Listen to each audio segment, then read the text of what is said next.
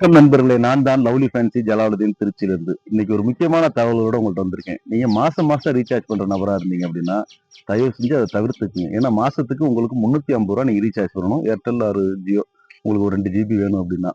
அதுவே நீங்க ஒரு வருஷத்துக்கு பண்ண போகும்போது ரூ. 3600 வரும். பார்த்தீங்க அப்படின்னா கிட்டத்தட்ட ரூ. 3600க்கு 365 நாள் முழுசா வந்துரும். ஆனா நீங்க ரூ. 350 மாசம் ரீசார்ஜ் பண்ண போகும்போது 28 நாள் கணக்கு பண்ணுவாங்க. அப்ப 13 தடவ நீங்க ரூ. 350 கணக்குப்படி ரீசார்ஜ் பண்றாப்புல இருக்கும். அப்போ உங்களுக்கு எவ்வளவு லாஸ் ஆகுதுன்னு பாருங்க. அதனால நீங்க ரீசார்ஜ் பண்றதா இன்னும் 3 மாசத்துக்கு பண்ணுங்க. அப்படி இல்ல அப்படின்னாக்கா 1 வருஷத்துக்கு பண்ணுங்க. 1 வருஷத்துக்கு ஏர்டெல்லா இருந்துச்சுன்னா உங்களுக்கு ரூ. 3600 டெய்லி 2 ஜிபியும் அன்லிமிடெட் கால் வரும்.